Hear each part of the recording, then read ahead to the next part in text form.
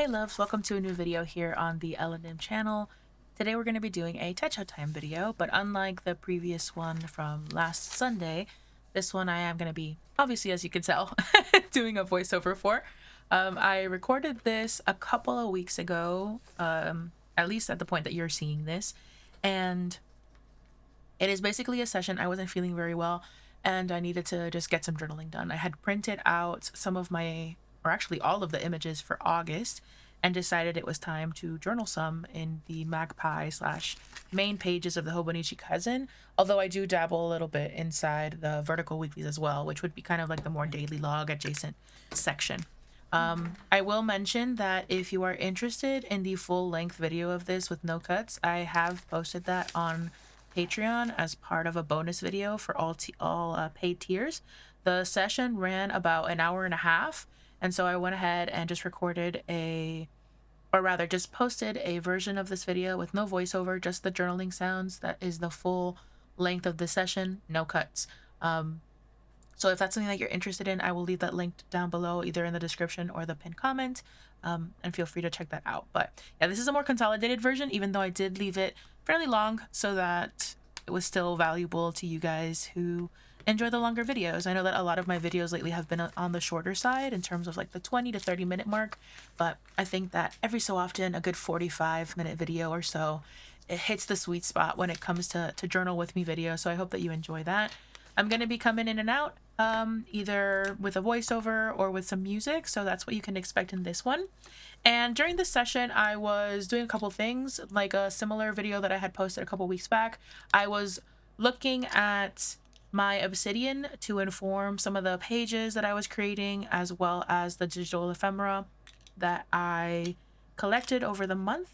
What's really cool about this particular set of pictures is that I've been using Pouch. Pouch has a journal tool helper. I'll leave that linked in the description as well, in case you want to check it out. That allows for sizing your images and in a few different ways. And what's really cool about this particular tool is that it also allows you to add the timestamp. And so I do have the timestamp on all of these images, and that really makes a really cool kind of like, to me at least, the fact that it has a timestamp is really, really cool, especially because a lot of these, I'm journaling. It's what, October as I'm recording this and posting it, and this pages are meant to be for August, so it's been a while. So having the timestamps kind of like orients me in time and makes it really, I don't know, really dynamic. I'm never in this particular journal, I'm not necessarily aiming to have it be exactly as the page suggests in terms of the date, right? Like I'm not necessarily writing on the 3rd what happened on the 3rd. It does happen that sometimes that is the case. Like when it comes to the obsidian stuff that I transfer from my notes to the pages, I do kind of like to have that on the days that it happened. But when it comes to the digital ephemera side of things, not necessarily. And what makes it really cool is that even if it's not on the day that I collected the thing, the fact that it has the timestamp still kind of like settles it in time. I've been thinking a lot lately about how this particular type of journal is going to look like next year. That's kind of been on my mind quite a bit, particularly today that I'm recording the voiceover for this. And I'm thinking that I might move from a hobonichi to a undated planner for this particular portion of journaling, but I haven't 100% decided. I'm still kind of working that out in my head. I might post an additional video kind of just showcasing or going through what my thought process is in terms of 2026 journals. I still have a little bit of leeway because I had made a plan with my sister that if they still wanted the cousin, that they wouldn't purchase it until closer to the end of the year to give me time to confirm or deny if I want the cousin for next year. So even though I have the cousin and I purchased it, there's still the option of me selling it to them. So I'm kind of using that little bit of freedom to move around and think a little bit differently about, what I like about having the cousin in this case this year, and what maybe it would benefit my journaling style if it wasn't a dated system. But that's for another video that I'll talk about probably later. If you guys would be interested, let me know. In terms of what I'm doing on screen, this is one of those portions where I am transferring a bit of what I wrote in my obsidian onto the pages. And in this case, it was a note related to the connection between wabi sabi and nostalgia, and how they both make me think of, kind of like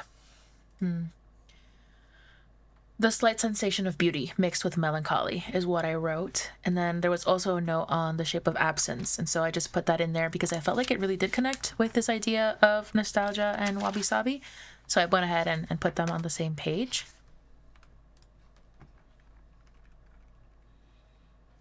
If you've been here a while, you'll know that I like to collect words, and as I'm reading or as I come across them, I will either put them in a daily note or put them in a note itself as like a concept note or a topic note. And so I've been doing these kind of like monthly pages in my actual notebook or my journal, where it collects those words. And if there are words that I just learned about during the month, then I'll add the definition. And if not, then I will just mark them one way or another. But some of the words that I came across were facticity, ontological, Kahneman's principle, and psychodynamic. I believe psychodynamic is a word that I have already kind of come across before, but I made a note of it just in case so that I didn't lose track of it, and that way I can connect it to other ideas that I've already been building. And then here I wrote about this idea that I came across while doing a workshop with the Linking Your Thinking team of wings as a metaphor for two opposing things living in one being, and that reminded me of the Enneagram, and which is an interest of mine. So I made sure to write about that as well. I'll leave, like I have been, the kind of like screen captures for the different notes as I find them in my obsidian, just so that you can see how maybe one translates from the digital to the physical and analog realm.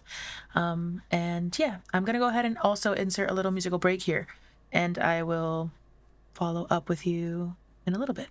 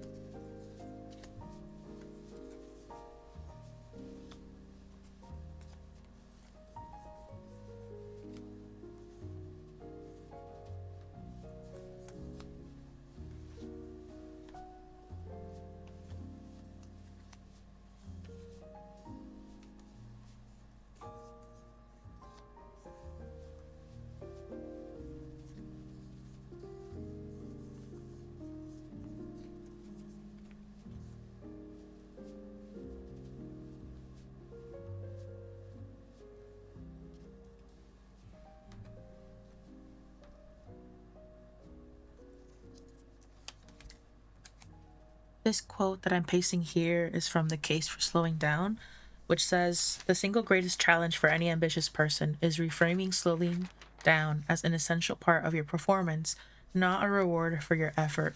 And when I shared this in my weekly update a couple weeks ago, I I said it twice, so I'm going to say it twice again here for those of you who need to hear it. The single greatest challenge for any ambitious person is reframing slowing down as an essential part of your performance, not a reward for your effort. So, my question to you is, when was the last time you rested? And are you considering rest to be only something that you can do once you've accomplished something?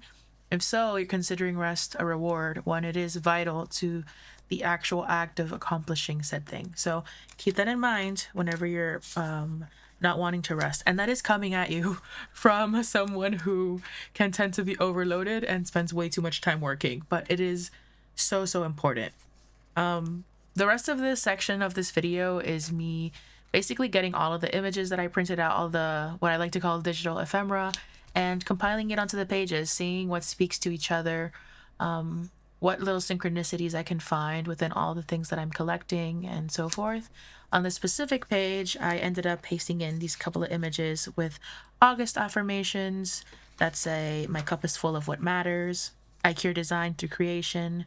Honesty is more valuable than perfection, and I am who I always have been." And then just a couple of like little art that I collected from Instagram. Here was my first little synchronicity of the session, back where I posted, or I pasted rather, the quote that we just talked about. I added this other quote by Cody Cook Parrott. "You are allowed to live a creative life that isn't shaped by an algorithm." And at face value, they might not seem to be the same, but if you think about how intense it can be when you're letting your life be controlled by an algorithm, I feel like there is a conversation that can be had between those two things together. So I put it in there, and hopefully I will be able to kind of verbalize what the synchronicity is. Sometimes I paste things in and I'm not quite sure what the synchronicity is. It's just a feeling that I have that, there's something here that I can link these two things to each other. And sometimes there's just a third thing that's missing, or a fourth thing that's missing, for me to be able to finish that little synchronicity. But by placing them in proximity to each other, it can help kind of like create that spark that leads to whatever idea it is that I will generate, if you will.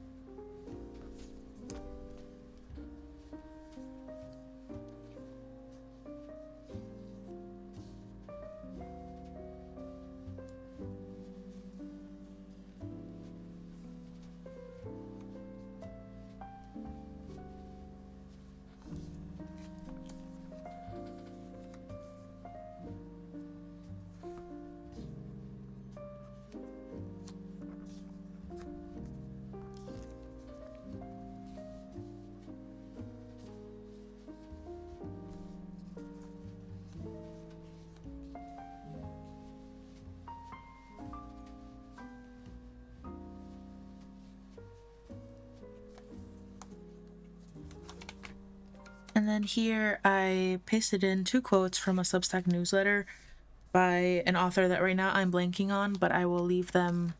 I'll leave the screenshots here along with the credit. And they were on this essay that I came across. I had saved it in last year's note on August 20th. And so I came across it again when I looked at last year's notes on today's daily note, and for the day that I went into it.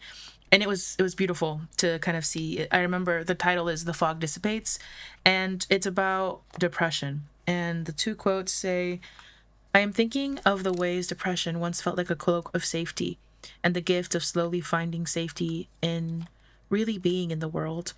I'm thinking of all of our imagined cloaks of safety, how they keep us from one another, how they protect us when we actually need connection, not protection. I'm thinking about how my own individual path might intersect with that of others, with being of service, with what I can offer. The weight of aliveness feels so different than the weight of depression. The weight of grief feels so different than the weight of depression. The weight of more fully being here feels so new compared to the fear of fully being here, or not always wanting to fully be here." And it just felt really resonant. And I put them next to these 2 images that I felt visually worked well with what they were saying, and next to these other images that said, "Touching grass is not enough. I need to tear my skin off and replace it with lichen." And then this kind of like bog mood situation. So like this idea of becoming one with earth, next to this idea of depression and cloaks of safety and transformation in that regard. It just felt like it worked. At least in my head, it worked.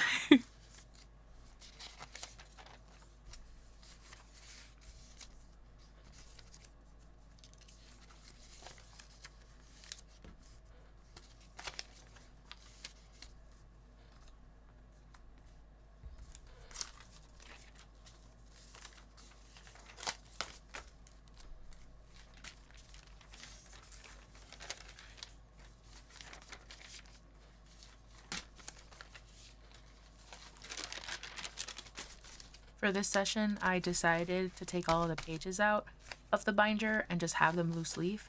So it would be a little bit easier for me to kind of go back and forth on them without the chunkiness of the binder itself, because it is getting to a point where it's a little bit too difficult to manage inside of the binder, which is why I don't ever get the actual cousin, even if I was just working inside of a bound book, because I can't handle the chunkiness. I know it's just going to bother me and it's going to make me not want to use it. So I'm really glad that I have the option to take the pages out and still also have the option of having them together.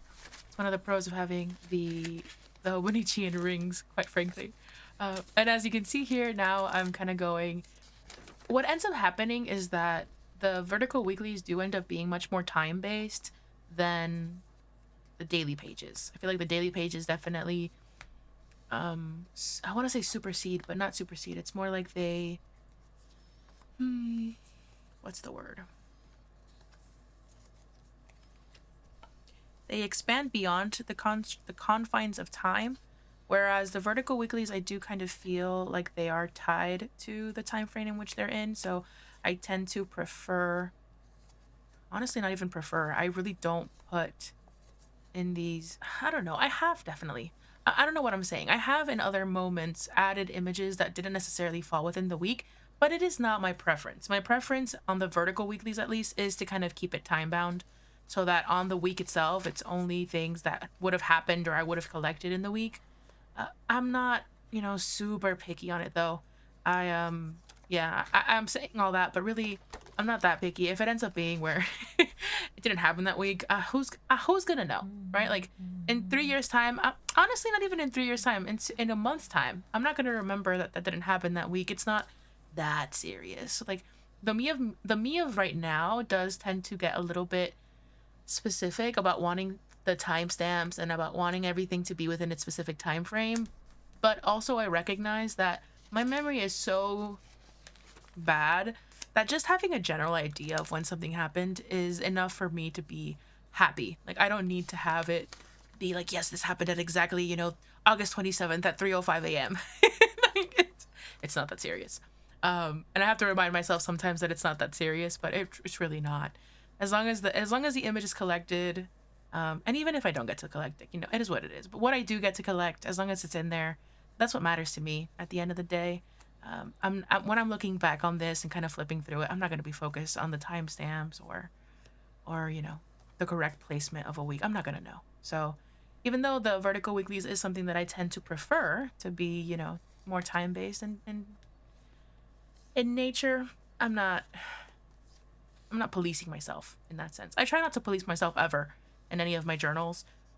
There definitely has to be an ebb and flow in my practice, at least, because as soon as I start policing myself and creating these constraints and like unnecessary rules, then I start getting claustrophobic. And I actually am claustrophobic in real life. And so I feel like that definitely does translate to my different practices in one way or another. So while I do benefit from having some structure and some rules, I definitely do prefer it. I also make sure that I approach those rules with a bit of flexibility and space for like contraction and such, because if not, it can be a problem for sure. And then because I am doing, the vertical weeklies have the personal inserts, and that's an added texture. As I'm placing these images, I'm also kind of keeping in mind how they interact with what's inserted into in between the pages.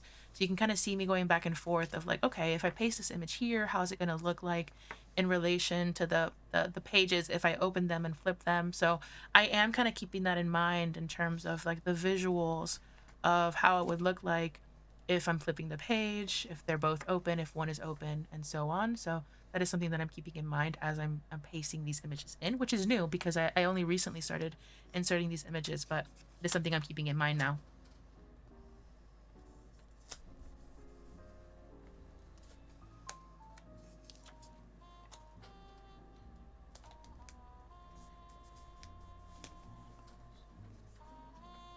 To save me, so I just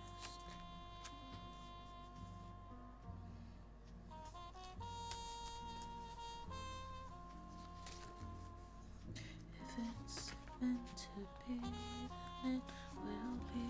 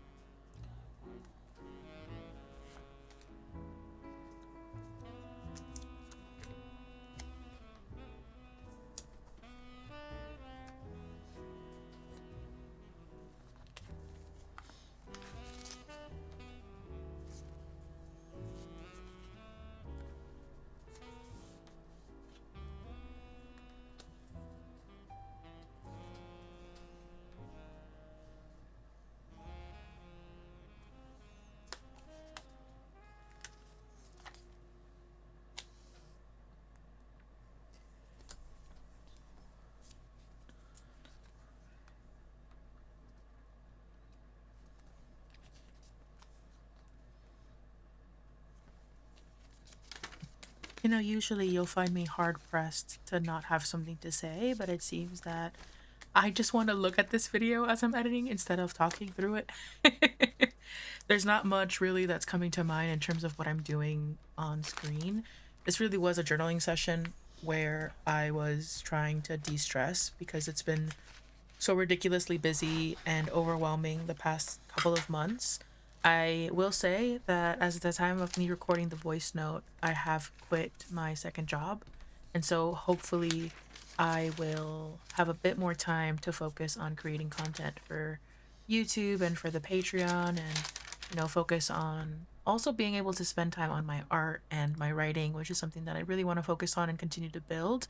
And I'm so grateful. I mean, at this point, I am, as I'm looking at my subscriber count, I'm at 339 or so, which means I'm almost at 4,000 subscribers. It is absolutely crazy to think about that the community has grown as large as it has. And I know that for some people that might not seem like a lot, but for me, it definitely is, considering that I never thought I would get over, a small community of maybe around 500 subscribers. So I'm really, really grateful for each and every one of you. My wish, my desire, my goal is to be able to do this full time.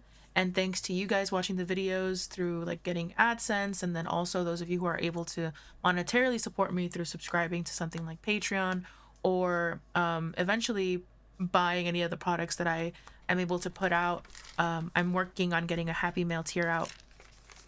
Through that support, it makes it happen, right? Like it does feel reciprocal because I get to spend time creating things that then inspire you, make you feel not as alone. That's ultimately my goal, is making sure that you guys don't feel as and I think that's the goal of really everyone in this little community. I think that the journaling community specifically, this niche, is so amazing in that sense, is that we're all just really here for each other, trying to be in community with each other, and that's extremely special. I'm really glad that when I decided to finally start the YouTube channel, which is something that I had been going on and off about for a long time, when I finally decided to do it, I did it in the journaling sphere, because honestly, what an amazing community to be a part of. Ooh, I have something to talk about of what I'm writing. So this one is excerpts from my morning pages. It is something that I've talked about quite, I mean, at this point, ad nauseum, right? Like, I'm pretty sure my patrons are tired of hearing me talk about it. But it's this idea of being afraid of not being taken seriously because of the things that I enjoy. So let me just read you the excerpt. I wonder often about whether I seem childish to others because of my love for anime. My attachment to fictional characters and fandom, collecting figures, and other juvenile, in air quotes, things. If that somehow invalidates or minimizes the very adult topics or themes I enjoy discussing and exploring. I don't feel that way about others, but it's hard not to hold myself to a different standard.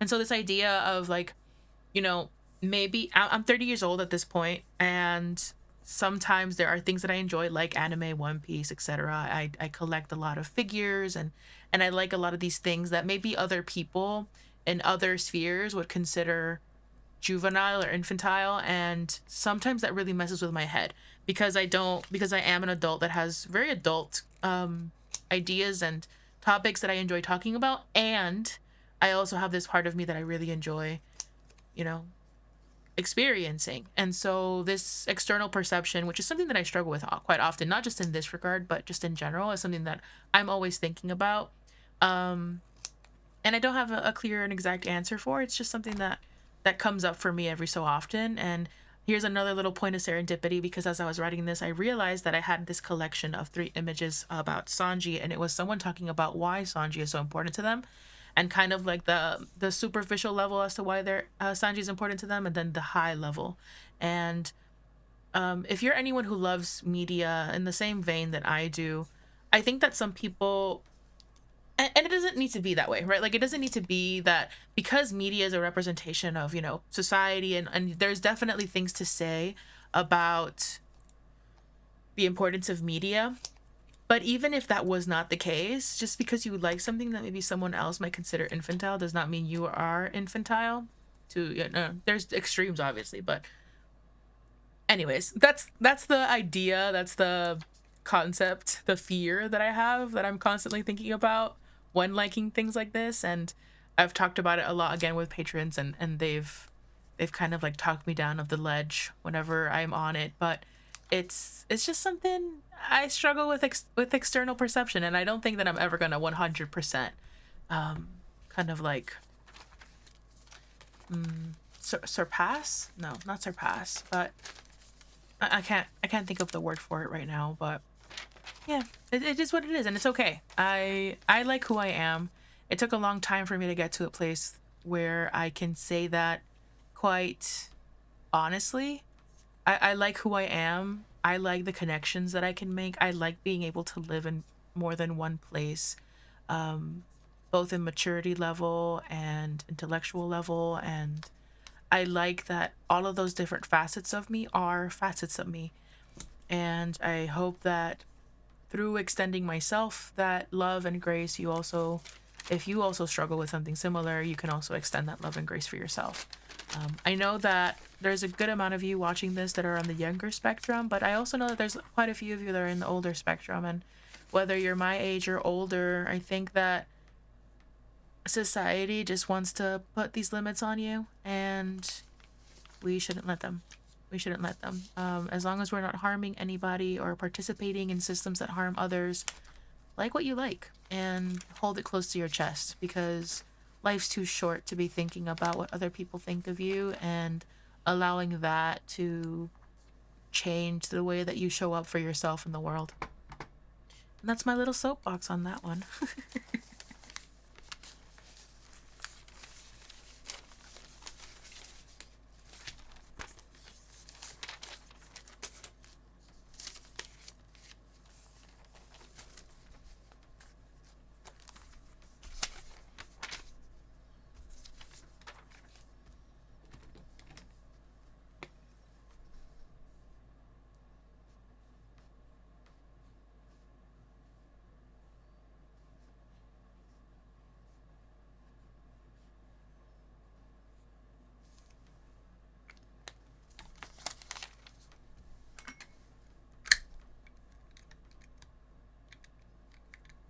And then now I am setting up my first songs kind of like collection page. It's something I've been doing the last couple of months in here.